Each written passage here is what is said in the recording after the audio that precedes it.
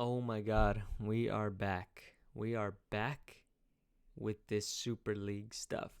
So, again, I'm sure as anybody and everybody has seen it, the European court actually ruled that the Super League can exist, basically, that FIFA and UEFA have no right to just outright ban the creation of the Super League.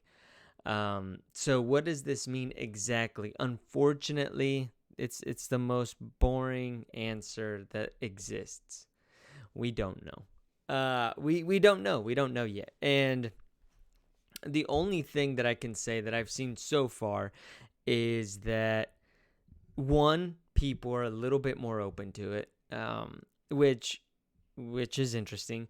Two, there's been a lot of teams that have come out against it. And three, as far as I can tell, only Barcelona and Real Madrid are in the Super League. So it's an audacious bid. They wanted to start a tournament of 64 teams split into three tiers, split those tiers into two groups of eight, and then they play each other home and away, winner, yada, yada, yada. I mean, we don't have to go over it now because as of right now, the fixture list is actually only going to be Barcelona versus Real Madrid, Real Madrid versus Barcelona, Barcelona versus Real Madrid. So that's the news that we have right now.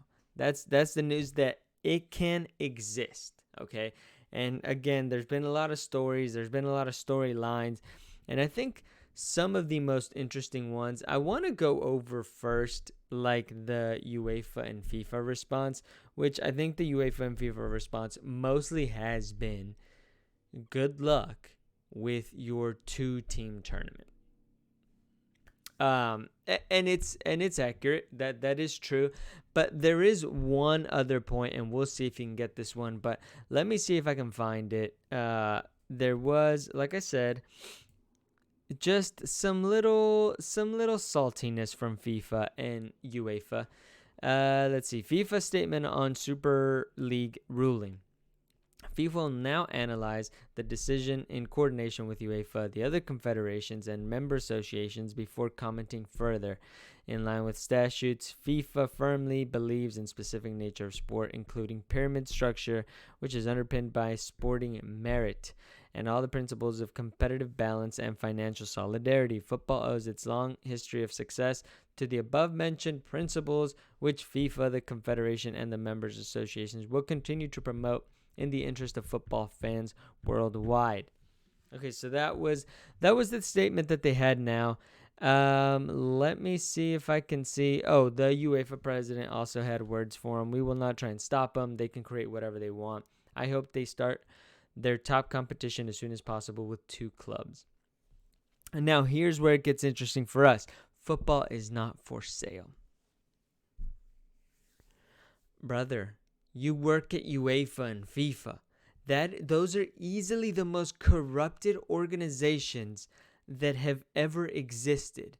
You have literally sold. Okay, so let's not even get into the fact that they're creating this Club World Cup, that they're forcing these teams to play, that they travel,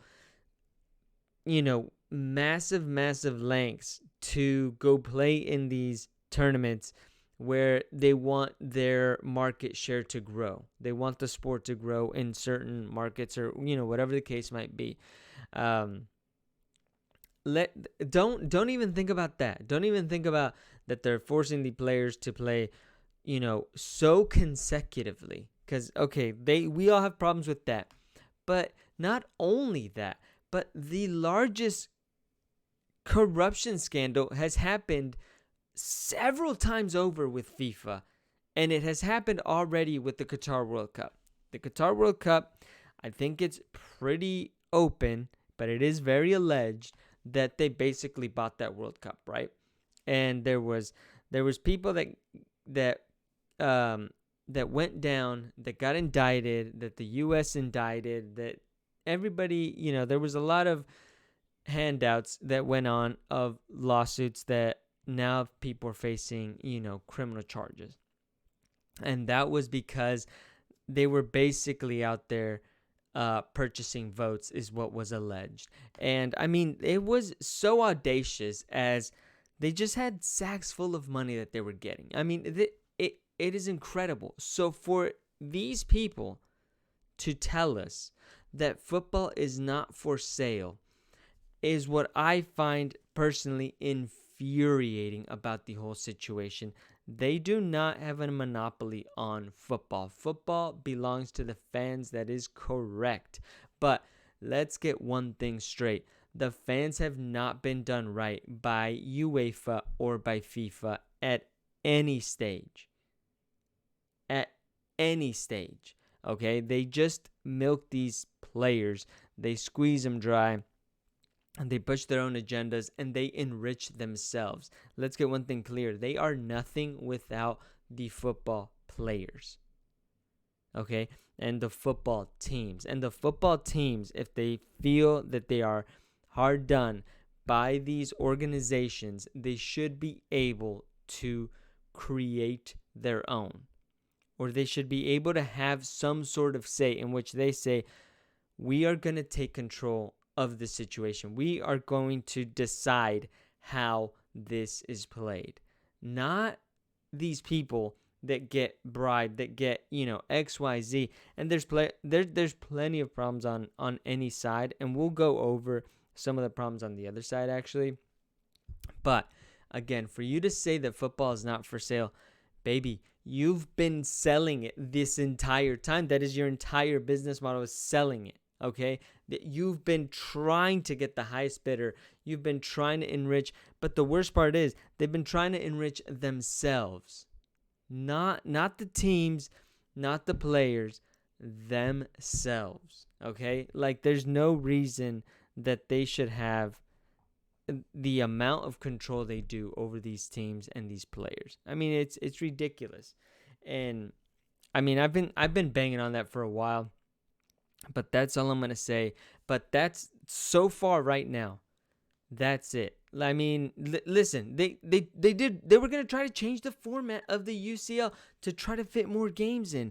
Gee, I wonder why. It couldn't be because they can get more money for TV deals and sponsorships, right? Nah, it couldn't be that because football's not for sale. Come on, dude. Stop playing.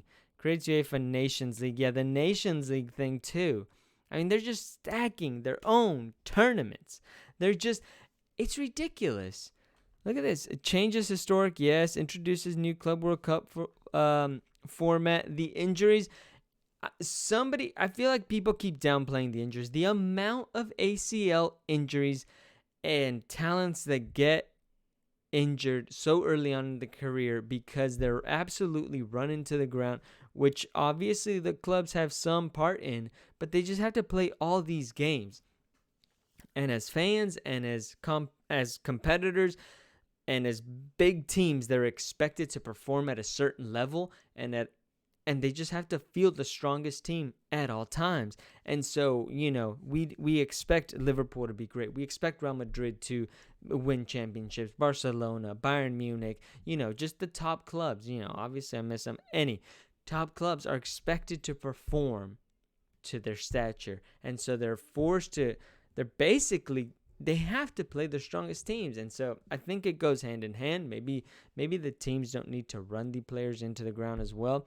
But there's only so much talent, and there's only so much money that they can have to try to do these things. So again, it'll be interesting. I'm always gonna be on the behalf of players, on the behalf of teams, and I'm never, ever going to side with, these people that think that they can control everything. So again, I think that's one thing to consider. From what I've seen, people are more open to it. Maybe it is because Madrid and Barcelona have, giant fan bases, so they are, and obviously they're the teams that are in the Super League, so they are, making a bit more of noise. But it when it was first announced, the Super League, I mean, there was outroar. There was people in the streets saying you can't take football from us. Football's for the fans, etc., etc. And obviously, it's not been the same. It still kind of does leave a bad taste in the mouth. But let's see. Let's see what happens. Let's see what it looks like. They have no teams right now, and I think that's the biggest and most important part. They have no teams right now. So what are they gonna do?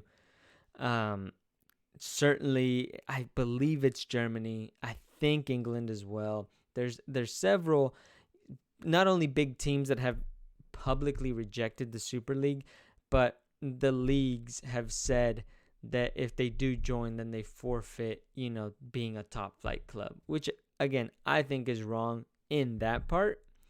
Um, but it's gonna be interesting. There's gonna be challenges. Who's gonna be the third team that joins? As soon as we see that, then we'll kind of see where it goes. From what I've seen, the Holland League is interested. Napoli's open to the idea. Let me see if I can find it here. I did have a list. So here it is. PSV, Feyenoord, Benfica, Porto, a couple of Italian clubs, Red Star and Anderlecht, which, Russian teams. So it's not, again, it's not the promise just yet of the most elite super, football competition. But we'll see if they join. Will other teams join? How much, money comes along with that? As well as, how they are able to format it. So let's see. I've seen as well that they want to show games for free, which I think is going to be very, very, it's going to support them. It's going to bring in eyeballs at the very least. So we'll see. And with that, people start covering it more. People can start streaming it more. That's not as restrictive, and maybe they, get that initial boost. Who knows? Who knows? But again, you have Real Madrid and Barcelona.